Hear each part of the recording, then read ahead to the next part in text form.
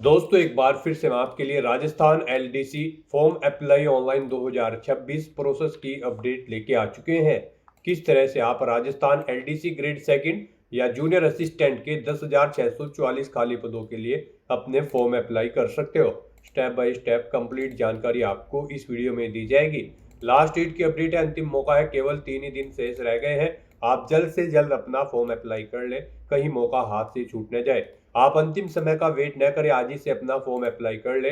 आखिरी समय में कोई भी टेक्निकल प्रॉब्लम हो सकती है। दोस्तों अंतिम समय में अगर आपके सामने कोई भी प्रॉब्लम फेस हो रही है तो आपको उसका हल भी इस वीडियो में दिया जाएगा। फॉर्म अप्लाई करते समय अंतिम समय में आपको कोई भी ऐसी गलती या फिर मिस्टेक नहीं करनी होगी जिसके कारण आपका फॉर्म रिजेक्ट हो सकता है। किन किन कारणों से आपका फॉर्म रिजेक्ट हो सकता है, कैसे आप अपना फॉर्म रिजेक्ट होने से बचा सकते हो, पूरी डिटेल आपको यहाँ पर दी जाएगी। फॉर्म अप्लाई करते समय पर्सनल डिटेल, क्वालिफिकेशन डिटेल आप कैसे फिल करोगे, कैसे प्रिंट तक आपको अपना फॉर्म अप्लाई कर लेना होगा, पूरी जानकारी के लिए आपको ये वीडियो शुरू से लेके एंड तक बिना स्किप किए हुए देखनी होगी। इस वीडियो को पूरा देखने पर ही आपके सभी सवाल और डाउट क्लियर होंगे। तो चलिए दोस्तों बिना कोई वक्त गंवाए शुरू करते हैं RSSB LDC junior assistant form fill up की पूरी जानकारी।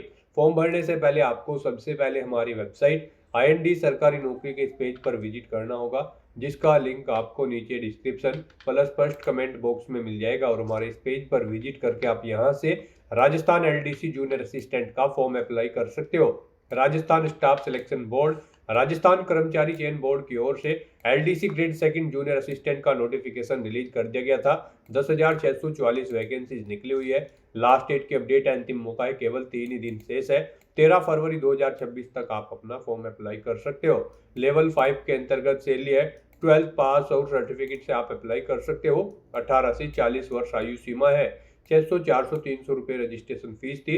रिटर्न टेस्ट के आधार पर सिलेक्शन होगा। ऑनलाइन अप्लाई कर सकते हो। राजस्थान जॉब लोकेशन है sso.rajasthan.gov.in इसकी ऑफिशियल वेबसाइट है, जिससे आप फॉर्म अप्लाई कर सकते हो। इंपोर्टेंट लिंक सेक्शन के अंतर्गत ऑफिशियल नोटिफिकेशन पीडीएफ लिंक पर क्लिक करके आप इसके पीडीएफ डाउनलोड कर सकते हो। यहाँ पर आपको विभाग वाइज, सेवा वाइज, पदों वाइज यहाँ पर वैकेंसीज की जानकारी देखने को मिल जाएगी। उसके बाद में आवेदन प्रक्रिया से रिलेटेड आपको कुछ इन्फॉर्मेशन, इंपोर्टेंट इंस्ट्रक्शंस आपको यहाँ पर दिए गए हैं। कैटेगरी वाइज वैकेंसीज आप यहाँ से चेकआउट कर सकते हो। उसके बाद में क्वालिफिकेशन की डिटेल, एज लिमिट की इन्फॉर्मेशन, एज रिलैक्सेशन, यहाँ पर आपको क्वालिफिकेशन, एज लिमिट के साथ में सिलेक्शन क्राइटेरिया की भी डिटेल देखने को मिल जाएगी।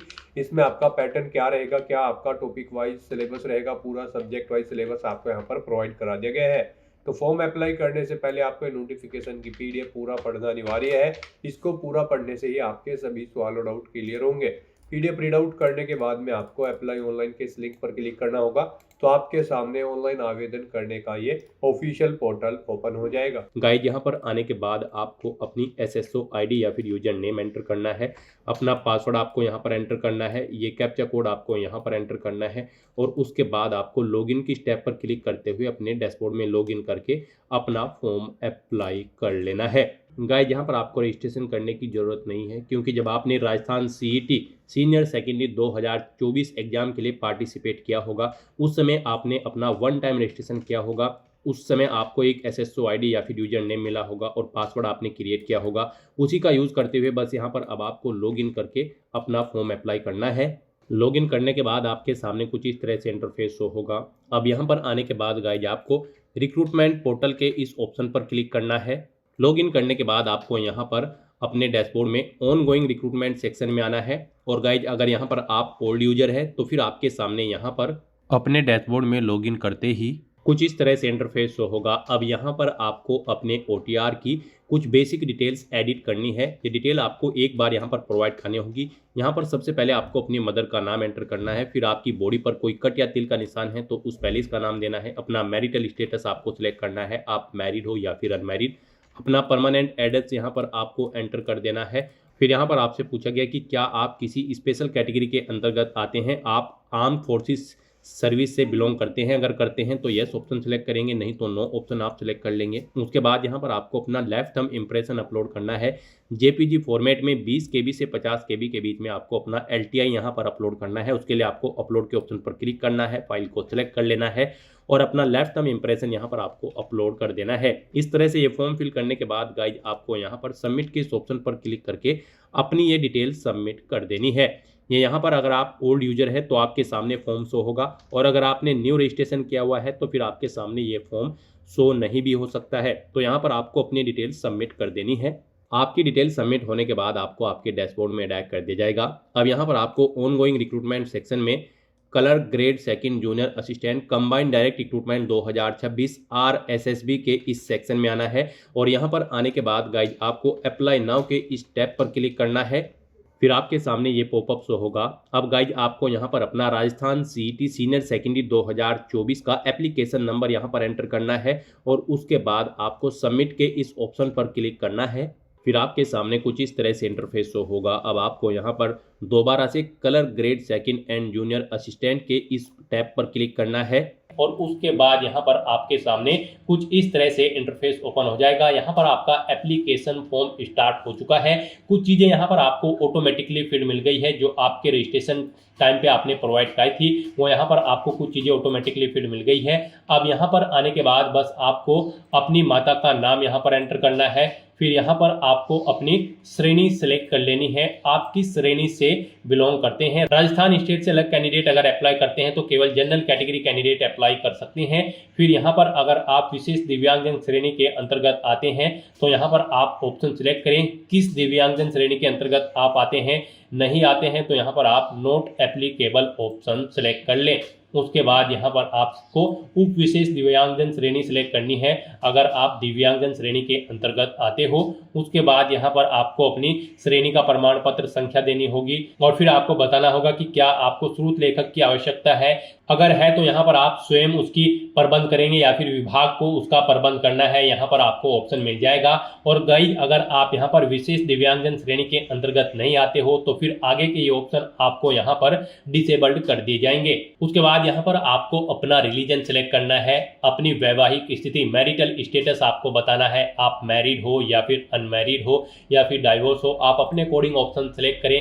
उसके बाद यहाँ पर अगर आप मैरिड हो तो यहाँ पर आपको अपने जीवित बालक की संख्या देनी है, और आपको यहाँ पर आपका मोबाइल नंबर ऑटोमेटिकली फिर मिल जाएगा। अपना व्हाट्सएप मोबाइल नंबर देना चाहते हैं तो वो यहाँ पर आप दे सकते हैं।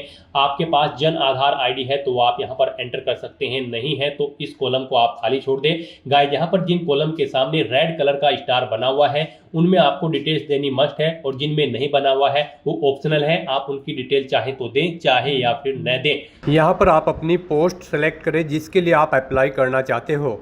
उसके बाद यहाँ पर आपको अपना कोरोस्पोंडेंस एड्रेस एंटर करना है। कोरोस्पोंडेंस एड्रेस में आपको अपना स्टेट चुनना है, अपना डिस्ट्रिक्ट चुनना है, शहर या फिर गांव का नाम देना है, अपना पिन कोड देना है, अपना फोन नंबर देना है, ये ऑप्शनल है।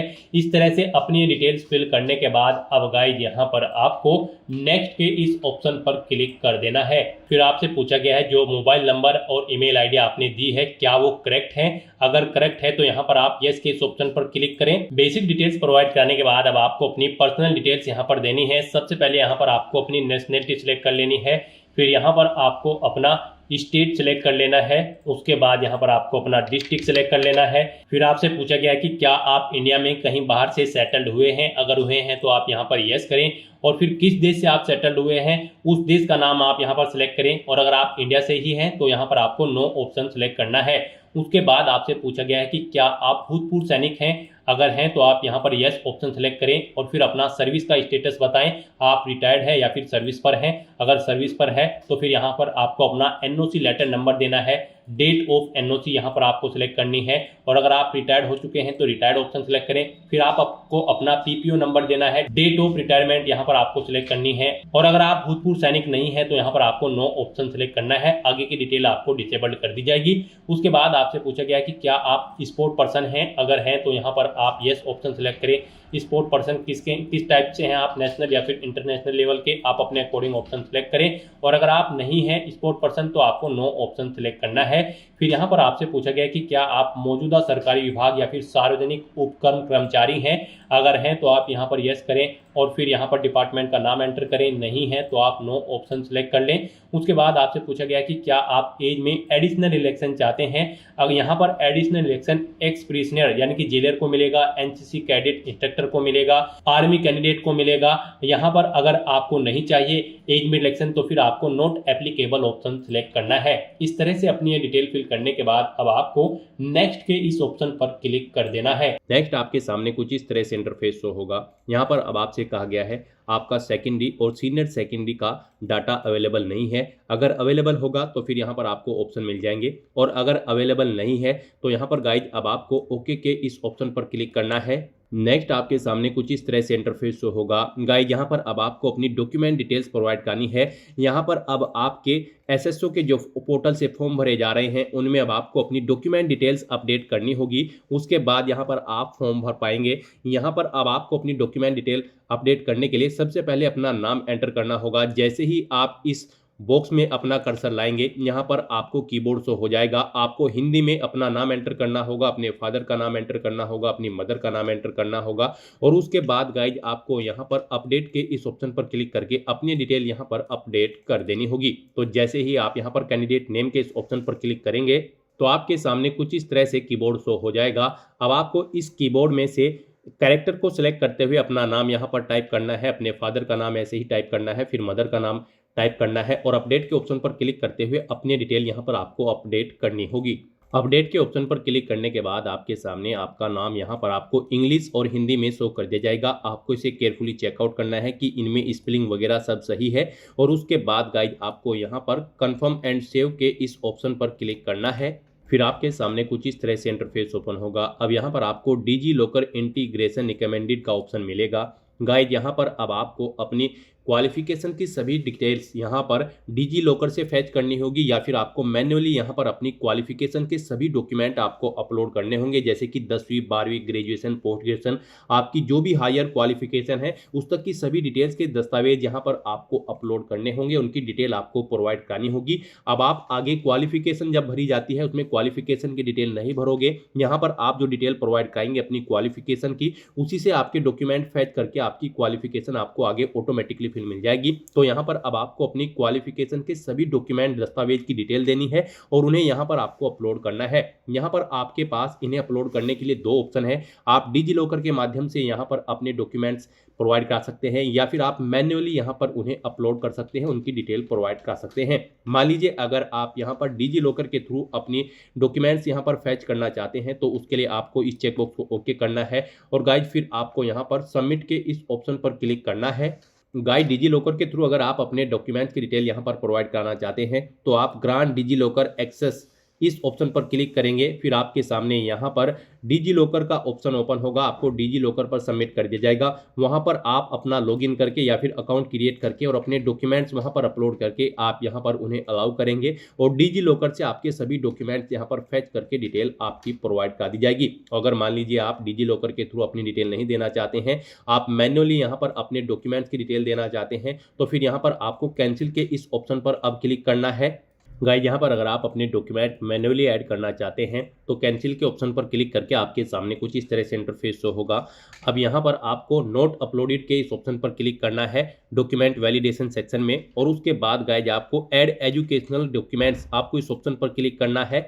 तो यहाँ पर अब आप अपनी एजुकेशनल क्वालिफिकेशन की डिटेल देंगे। मान लीजिए आप 10th की डिटेल प्रोवाइड करना चाहते हैं तो यहाँ पर 10th ऑप्शन सेलेक्ट करेंगे, क्वालिफिकेशन का लेवल से सिलेक्ट करेंगे, क्वालिफिकेशन की डिटेल देंगे, बोर्ड या यूनिवर्सिटी का नाम देंगे, और फिर यहाँ पर आपको ग्रुप सेलेक्ट करना होगा जिस ग्रुप के अंतर्गत आपने अपनी 10वीं क्लास पास आउट की है। उसके बाद यहाँ पर आपको अपनी सब्जेक्ट की डिटेल देनी होगी। उसके बाद यहाँ पर आपको टाइप ऑफ एग्जाम सेलेक्ट करना है। फिर यहाँ पर गाइड आपको अपने रिजल्ट की डिटेल देनी है। आपका रिजल्ट परसेंटेज में था, सीजीपीए में, या फिर ग्रेड में, या फिर पास या फिर फेल, आप अपने अकॉर्डिंग ऑप्शन सेलेक्ट करेंगे। परसेंटेज में अगर था तो यहाँ पर आप अपना रोल नंबर एंटर करेंगे, अपना इनरोलमेंट नंबर आप एंटर करेंगे, पासिंग ईयर सेलेक्ट करेंगे, और यहाँ पर आपको मैक्सिमम मार्क्स देने हैं। फिर उनमें से कितने ऑब्टेन किए हैं वो यहाँ पर आपको देने हैं। इनके अकॉर्डिंग यहाँ पर आपकी परसेंटेज आपको शो कर दी जाएगी।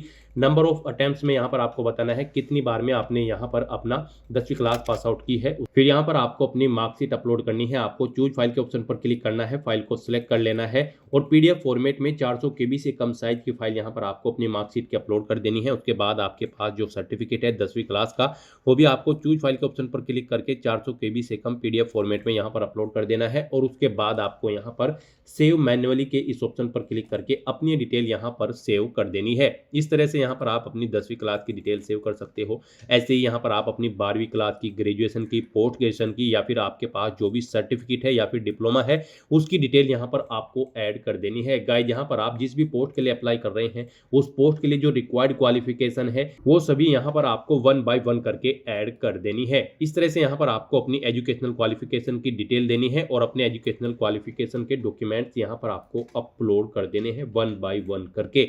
नेक्स्ट यहाँ पर आपको अपनी क्वालिफिकेशन और एक्सपीरियंस की डिटेल प्रोवाइड करनी है। गाइज आपने डॉक्यूमेंट डिटेल प्रोवाइड करते हुए अपनी क्वालिफिकेशन की डिटेल प्रोवाइड कराई थी, जो आपकी क्वालिफिकेशन है सभी क्वालिफिकेशन की डिटेल आपने उसमें प्रोवाइड कराई होगी। यहाँ पर आप जिस भी भर्ती के लिए अप्लाई कर रहे हैं उसके लिए जो क्वालिफिकेशन रिक्वायर्ड है वो आपने डॉक्यूमेंट डिटेल प्रोवाइड करते हुए प्रोवाइड कराई थी। वो सभी डिटेल्स यहाँ पर आपकी फेच कर ली गई है आपकी डॉक्यूमेंट डिटेल से यहाँ पर क्वालिफिकेशन के सेक्शन में। अब बस यहाँ पर आपको इस क्वालिफिकेशन को चेकआउट करना है, इस चेकबॉक्स को ओके करना है और गाइज आपको यहाँ पर अब नेक्स्ट के इस ऑप्शन पर क्लिक कर देना है। नेक्स्ट यहाँ पर आपको आपका फोटो और सिग्नेचर ऑलरेडी अपलोडेड मिलेंगे जो आपके OTR से फेच कर लिए गए हैं। OTR करते समय आपने अपना फोटो और सिग्नेचर जो अपलोड किए थे वो यहाँ पर आपको ऑलरेडी फेच करके शो कर दिए गए हैं। बस गाइज यहाँ पर अब आपको केवल नेक्स्ट के इस ऑप्शन पर क्लिक करना है। नेक्स्ट यहाँ पर आपको अपनी प्रेफरेंस प्रोवाइड करनी है। यहाँ पर आपको सिलेक्ट करना है आप जिस नंबर पर प्रेफरेंस देना चाहते हैं उस ऑप्शन को उस नंबर पर सिलेक्ट करें। यहाँ पर 1 बाय 1 करके आपकी प्रेफरेंस ऐड हो जाएगी। यहाँ पर आप जिस ऑप्शन को जिस नंबर पर सिलेक्ट करेंगे उस नंबर पर आपकी प्रेफरेंस यहाँ पर सेट हो जाएगी। इस तरह से अपनी प्रेफरेंस प्रोवाइड करने के बाद फिर आपको यहाँ पर नेक्स्ट के इस ऑप्शन पर क्लिक करना है। नेक्स्ट आपको आपके एप्लीकेशन फॉर्म का पूरा प्रीव्यू शो कर दिया गया है। आपको सभी डिटेल्स केयरफुली चेकआउट करनी है। पेज को नीचे स्क्रॉल डाउन करना है, डिक्लेरेशन सेक्शन में आना है, इस चेकबॉक्स को आपको ओके करना है। कहीं पर कोई मिस्टेक है तो आप अपडेट के इस ऑप्शन पर क्लिक करके अपने फॉर्म में आप चेंज आउट कर सकते हो और अगर सभी चीजें ओके हैं तो बस यहाँ पर अब आपको अपना फॉर्म सबमिट कर देना है। उसके लिए आपको फाइनल सबमिट के स्टेप पर क्लिक करना है और अपना फॉर्म सबमिट कर देना है। उसके बाद आपके सामने ये पॉपअप शो होगा। यहाँ पर आकर आपको इस चेकबॉक्स को ओके करना है, फिर आपको सेंड OTP के ऑप्शन पर क्लिक कर देना है। उसके बाद आपके रजिस्टर्ड मोबाइल नंबर और ईमेल आईडी पर एक OTP सबमिट किया गया है, वो OTP आपको यहाँ पर एंटर करना है और उसके बाद यहाँ पर आपको वेरीफाई OTP के ऑप्शन पर क्लिक कर देना है। इस तरह से यहाँ पर आपका एप्लीकेशन फॉर्म सक्सेसफुली सबमिट हो चुका है। अब यहाँ पर प्रिंट के इस ऑप्शन पर क्लिक करके आप अपने एप्लीकेशन फॉर्म का एक हार्ड कॉपी प्रिंट आउट ले सकते हो फ्यूचर यूज के लिए, फ्यूचर रेफरेंस के लिए। तो दोस्तों ऐसे आप राजस्थान LDC जूनियर असिस्टेंट की इस भर्ती के लिए अपने फॉर्म अप्लाई कर सकते हो बिना कोई मिस्टेक किए हुए। आज की इस वीडियो में बस इतना ही। आई होप ये वीडियो आपको पसंद आई होगी। अगर पसंद आई हो तो इसे लाइक और शेयर करें। चैनल पर नए हो तो इसे सब्सक्राइब कर लें। Thanks for watching.